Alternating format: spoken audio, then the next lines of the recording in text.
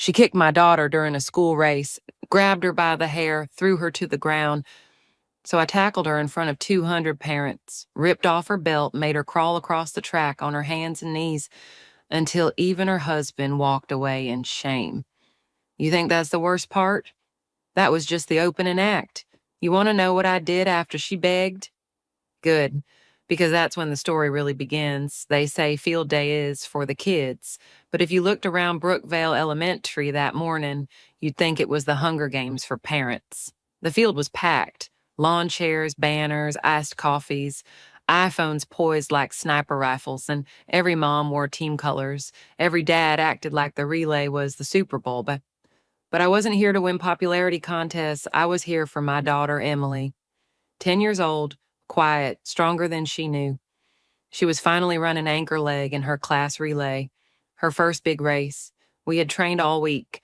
Every morning at 6:30, she ran laps around the block with a plastic baton in hand. She was ready, but then she arrived, Karen Whitmore.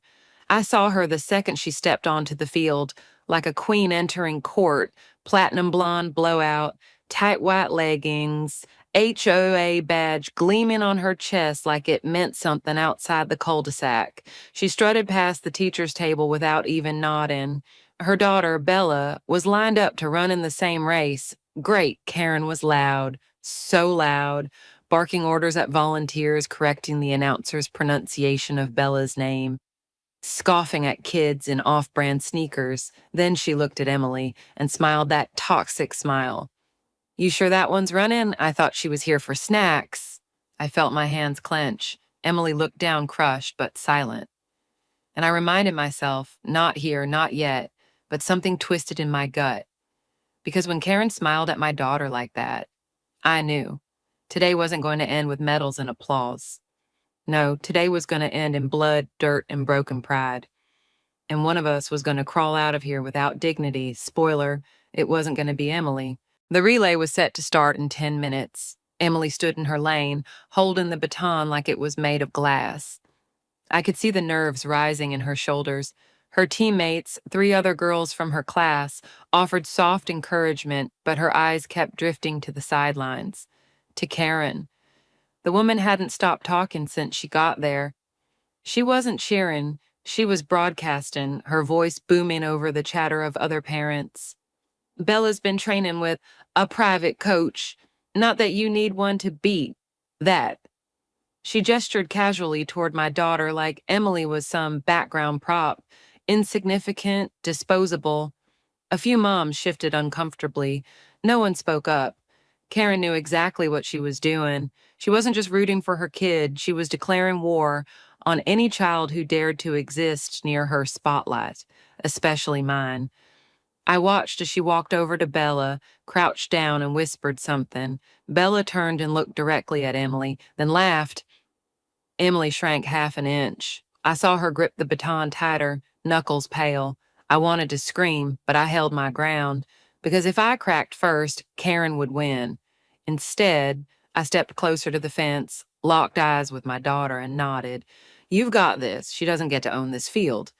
And Emily nodded back, but behind her, Karen wasn't done. She pulled out her phone, zoomed in on Emily, and snapped a picture. Just capturing the before shot, she snorted. You know, before she eats track dust. I moved before I realized it, 3 steps toward her. But a teacher blocked me gently. Let it go, she whispered. Don't make a scene. I didn't answer. I didn't blink. Karen looked over, smiled, and mouthed, sit back down. She thought this was over. She thought this was just a game. But today wasn't just about who crossed the finish line. It was about who crossed a mother's line. And Karen? She had just sprinted past it with both feet. If you were already clenching your fists like I was, drop a 5 in the comments, because Karen just made the biggest mistake of her life. The starter raised his whistle. The crowd leaned in. Emily shifted her feet into position. The baton trembled in her hand, but her eyes were steel, focused, ready. Then it began. The sharp shriek of the whistle split the air, and they were off. The first leg, Emily's team held steady. Second leg, stronger. Third, neck and neck with Bella's team. Then the pass. Emily took the baton. She ran. Not fast. Feral, every step dug into the track like she was tearing it apart. Her ponytail bounced, her sneakers pounded. She flew past Bella, and that's when Karen moved. I saw it like it was in slow motion. She didn't just yell. She didn't just jeer. She stormed the rope line, shoved aside a volunteer, and stepped directly onto the track. Nope, she growled. Not this time. I screamed, but my voice drowned under the roar of the crowd. Emily didn't see her. She never saw it coming. Karen grabbed her by the ponytail mid-stride, yanked her backwards. Emily's body snapped like a whip, legs folding under, baton flying. Her knees hit the track. Elbows scraped, chin cracked the surface. She hit hard. The crowd gasped. Someone shouted. Phones dropped. But Karen wasn't done. She kicked my daughter. In the ribs. Hard. Stay behind where you belong, she hissed, towering over a 10-year-old sobbing in pain. Time stopped. And then everything inside me detonated. I didn't walk. I surged. Crossed the grass like fire, shoving past folding chairs and stunned faces. Karen turned. Saw me. Back off, she barked. Touch me and you'll regret. I didn't let her finish. I launched forward and speared her straight into the turf. We hit the ground with a crack. She shrieked. I straddled her, fists gripping that bleached mop she called hair. Her nails raked my arm. She spat some screech. I slammed her head once, twice into the track until the air whooshed from her lungs. She rolled, coughing, gasping. I grabbed her belt and yanked, dragged her across the field like garbage. You laid hands on my daughter, I snarled, so now I lay hands on you. Karen screamed. Nobody moved, not the teachers, not the parents, not even her husband, because they all knew this wasn't about a race anymore. This was a reckoning, and I wasn't stopping until every inch of that track remembered her name. Karen choked on dirt. She squirmed under me, limbs flailing like a dying animal. Her pristine white leggings were streaked with turf stains, and her voice, usually shrill, commanding, had turned breathless, shaky, human. You're insane! Get off me! I'll sue! I slammed her head into the track again, not hard enough to kill her, just hard enough to make her shut the hell up. You think I care about lawsuits, I growled, my hands digging into the collar of her sweat-soaked tank top. You assaulted a child, my child. Karen swung her arm blindly, her hand connected with my cheek. A sting, a scratch. I didn't flinch. I grabbed her wrist and bent it back until she screamed. She wasn't in control anymore, not of the situation, not of the crowd, not even of her own body. And that terrified her. There are rules, she gasped. You broke them the second you touched Emily, I spat. Now I'm breaking you. The crowd had gone quiet, not from fear, from awe. No one rushed to stop me. Phones were up, teachers frozen. The same people who used to roll their eyes at me in PTA meetings now watched me like I was justice personified. Karen tried to crawl. I snatched her by the waistband of her $300 leggings and yanked her backward so hard she yelped. Her designer belt snapped loose. I ripped it free. She flipped onto her back, panting. Tears streamed down her caked cheeks. And yet, even then, she couldn't shut up. You'll ruin everything, she croaked. My board position, my husband, my rep. I leaned in, voice like venom. You already did that yourself. Then I stood, dragging her up by her arm, dragged her like trash, through the mud, across the track, her sneakers catching in divots. I stopped near the finish line, the place Emily never got to cross, and there, in front of every parent, every child, every damn camera lens, I threw her down again. Her body hit the dirt with a thud. She groaned, tried to push herself up. I didn't let her. I stomped down on the back of her thigh, just enough to pin her. You hurt a child in broad daylight, I said, voice loud now, controlled rage filling every syllable. And you thought your name, your money, your HOA badge would protect you. I reached into her fanny pack, pulled out her HOA president name tag, snapped it in two with one hand, held it up like a trophy. The crowd erupted. Karen lay still now, heaving, mascara streaked, ego shredded, and I wasn't done. I tossed her broken badge into the dirt beside her head and whispered, "This is the beginning of the end for you." Because humiliation was coming next, and every inch of this field would remember what she did. And what I did back. The silence was deafening. Karen lay on the ground, trembling, filthy, clutching the dirt like it could protect her. I stood above her, breath heavy but steady. Rage pulsed through me, but I was calm now. Not because I had cooled down, no, because I was in control. I turned slowly toward the main tent, where the event announcer's mic still stood in its cradle. Walked there like I owned the whole field. I grabbed it, flipped the switch, and my voice thundered through every speaker around the track. Parents, teachers, students, and you just watched Karen Whitmore assault a 10-year-old girl. All heads turned, all phones lifted. You watched her stomp onto the track, rip a child by the hair, and kick her while she was down. And now, she's going to learn what happens when you think status protects you from consequences. Gasps. No one dared interrupt.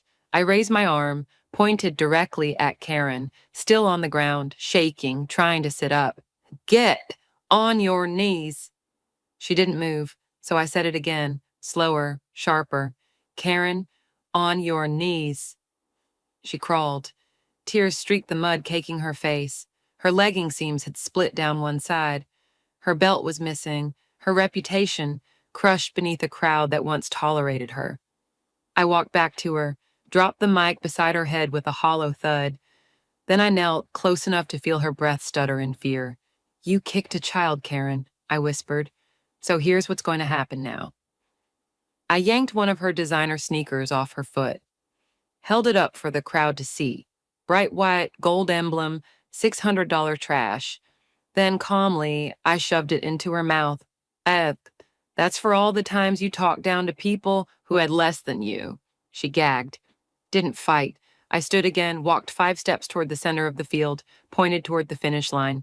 Crawl there, I shouted, on hands and knees past every single face that ever heard you call their child worthless, or I swear to God, I'll drag you there myself. She looked up at me, bloody, soaked in sweat and shame, and then she obeyed. Karen Whitmore, the queen of the cul-de-sac, the terror of HOA board meetings, on all fours, dragging herself across the same track where she tried to break my daughter. The crowd didn't cheer. They filmed, because humiliation makes its own kind of silence, and I stood tall. Because this wasn't revenge, it was justice, loud, public, and crawling. Too far, or not far enough, yes or no, your call. Karen moved, slow, shaky. Her elbows buckled under her own weight. She spit the sneaker out after just a few feet, face red, streaked with mud and spit.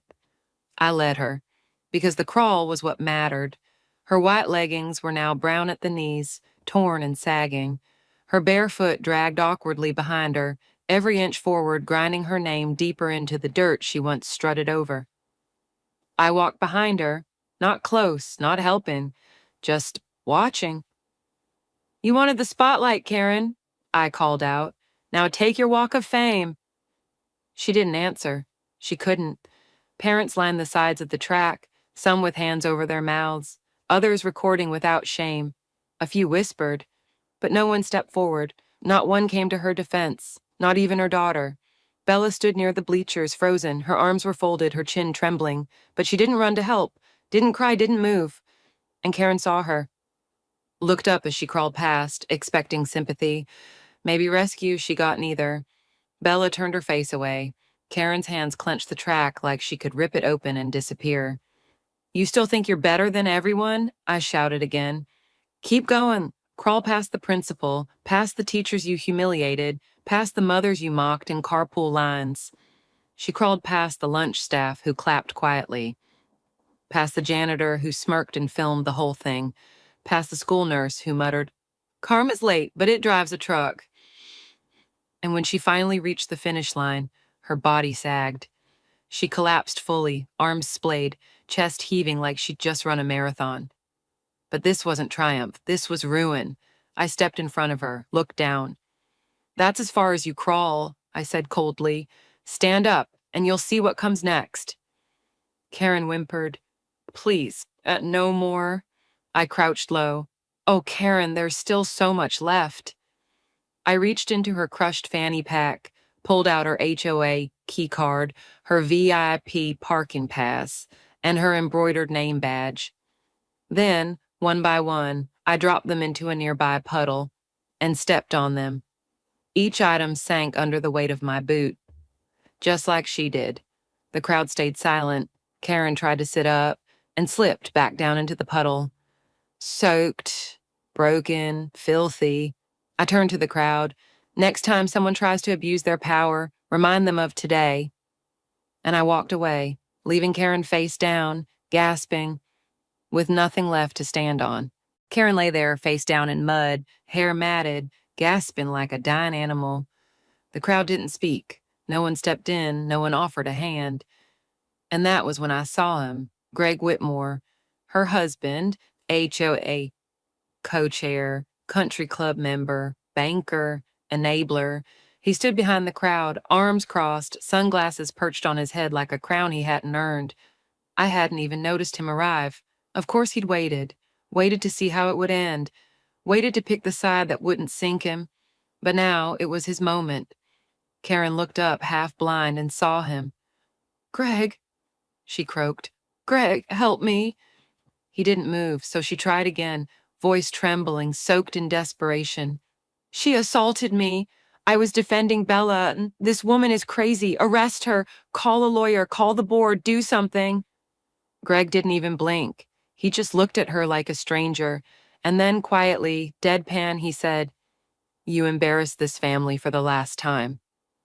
Karen froze, her mouth open like she was about to scream, but no sound came out. The whole field held its breath. And then he turned his back, walked away.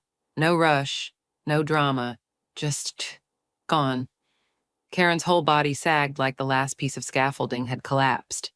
"Greg," she screamed, "don't you dare walk away from me. I built this neighborhood. I made this school function." No answer, just the sound of his shoes crunching gravel.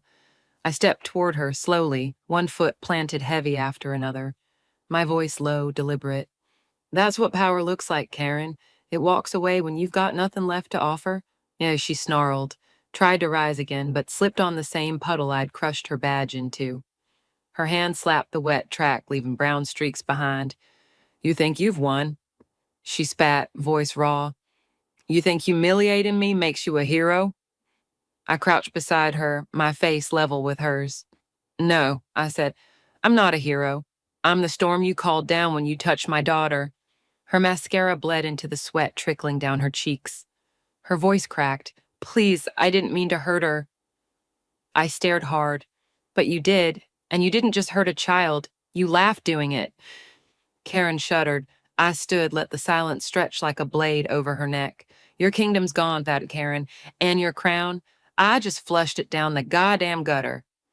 Behind us, someone clapped once, then twice, then a ripple of applause moved through the parents, the staff, the kids who'd once feared her.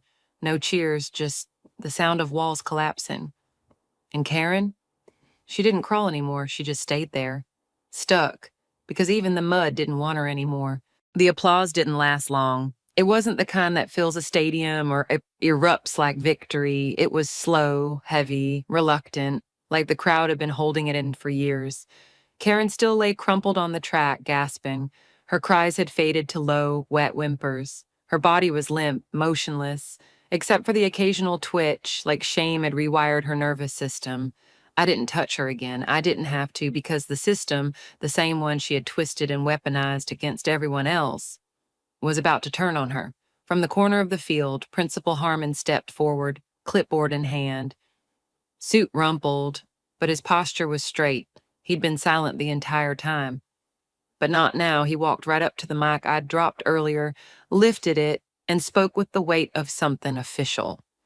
"My name is David Harmon, principal of Brookvale Elementary, and I want everyone here to hear this clearly." The crowd quieted, phone still rolling. "Today, in front of over 200 witnesses, Karen Whitmore physically assaulted a student on school property during a school-sanctioned event." Karen stirred, tried to sit up. "I was—" "Be quiet," he snapped. "You've said enough." Gasps. Someone laughed. "Effective immediately," Harmon continued, voice firm. "Karen Whitmore is banned from all school grounds, all school functions, and all parent-related organizations indefinitely. A formal police report is being filed. Video evidence will be submitted." Karen's head dropped again. Her hands clenched into the track like she could hold herself together if she just squeezed hard enough. Furthermore, Chinhabit added, looking around the crowd, the Brookvale HOA board will be receiving a full ethics complaint regarding Mrs. Whitmore's conduct, both today and throughout the year. This school will no longer recognize her title or authority in any community matters. He looked at her one last time, not with anger, but with finality. You no longer speak for us. The mic went dead, and in that moment, Karen Whitmore lost everything. The badge, the voice, the illusion of control. Gone. I turned, made eye contact with a few other parents, mothers she'd mocked, fathers she'd dismissed, people who'd sat quietly through her insults, her power plays, her threats, not anymore. One by one, they turned their backs on her, literally, like some silent ritual. Karen tried to speak again. You're all cowards. You let this happen. You stood there and watched. But her voice cracked halfway through, swallowed by wind and shame. No one listened. She could scream into the dirt for the rest of the day, and it wouldn't matter, because finally, no one feared her anymore. And that was the death blow. The community didn't just remove her, they erased her. Karen didn't move, not when the crowd turned their backs, not when the mic clicked off, not when her husband disappeared behind the parking lot gates, without looking back. She stayed there, folded into the track, shoulders shaking, face down in a puddle of her own ruin. The sun had shifted. Its angle now cast long shadows across the field. And Karen's shadow, it didn't stretch. It shriveled. People began to leave quietly, calmly. Parents gathered their kids. Some still whispered, some stared, but none approached her. And then I saw her. Emily. She was standing now, limping slightly, holding an ice pack to her ribs, her other hand gripping the same baton she'd never gotten to pass. A teacher tried to guide her to the nurse's tent. She shook her head. Emily didn't want care. She wanted closure. She walked slowly, past the finish line, past the crowd, past the shattered fragments of Karen's reputation, until she stood beside her. Karen, still slumped on the ground, looked up through swollen eyes. You, she whispered, voice hoarse. You ruined me. Emily didn't say a word. She dropped the baton at Karen's knees. I finished my race, she said softly. Even if you tried to stop it. That was it, one sentence. And it broke Karen more than anything I'd done, because children don't lie, and this one didn't even need to raise her voice. Karen crumpled again. Fully. No screams this time, no excuses, no performance. Just a sound. A raw, pitiful sound like a throne collapsing in slow motion. Emily turned, walked back toward me. I opened my arms and she fell into them. Bruised, but unbroken. Strong. You did good, I whispered. You stood tall when it mattered. She nodded, then looked back one last time, and Karen was still kneeling. No one helped her up. No ambulance came. Later that night, the HOA website posted a formal statement. Effective immediately, Karen Whitmore has been removed from all board positions and stripped of her decision-making privileges following multiple ethics violations and confirmed misconduct. 2 days after that, her house sat dark. 3 after that, a for sale sign went up, and by the end of the week, a moving truck backed into the driveway just after midnight. She didn't say goodbye. No one asked her to. They say every kingdom falls, but Karen's didn't fall with fire or banners. It fell with silence, dirt, and the weight of one little girl standing tall. And me? I wasn't arrested, wasn't sued, wasn't shamed. I was promoted to PTA vice chair, and I didn't smile because of the title. I smiled because now, when Karen's name comes up, people don't say president, they say that woman who crawled. Justice doesn't always wear a badge. Sometimes it wears a t-shirt, carries a folding chair, and just came to cheer her kid on at a school event. What happened on that track wasn't about pride. It wasn't about revenge. It was about protection. Because there's a moment in every parent's life, one that sneaks up on you, when you realize no one else is going to step in. Not the teachers, not the principal, not the other parents frozen by fear or etiquette. Sometimes it's just you. You. And the line they never should have crossed. Karen thought she was untouchable, that her money, her HOA title, her social circle could shield her from consequence. But consequences don't care about titles. They come when the quiet mom who used to smile politely at bake sales snaps and decides that her child's dignity is non negotiable. So, what's the real lesson here? It's not fight violence with violence. It's this, sis. When someone abuses their power long enough in front of enough people, eventually someone stands up. And when that someone does, they don't stand alone. What started with one mother turned into a ripple. A principal spoke, the community stood, the silence broke, and a little girl walked taller than ever before. Because justice isn't always served in a courtroom. Sometimes it's served face down in the dirt with 200 witnesses and not a single hand raised in protest. Karen didn't just lose a title, she lost her reputation, her control, her place at the table. Because once people saw her for who she truly was, there was no going back. And maybe that's the real message. You can bully people for a while. You can climb high on fear, but if your power comes from hurting others, the moment someone pushes back, you fall hard, and no one will catch you. Now I want to hear from you. If this had been your child, would you have done what I did? Would you have dragged her across that field too? Or maybe louder or further? Drop a comment below, just type "for my kid." Yes. If you're a parent, a sibling, or someone who's ever watched someone innocent get hurt, I want to hear your voice. If this story made you feel something, if it gave you chills, made you pause, made you say, finally someone said it, then hit that like button. And don't forget to subscribe for more stories that hit hard, speak truth, and never apologize for standing up. Because this channel isn't here to play nice with villains. It's here to remind you, sometimes justice wears sneakers. And when the moment comes, you don't walk away, you walk forward and you don't stop until they crawl.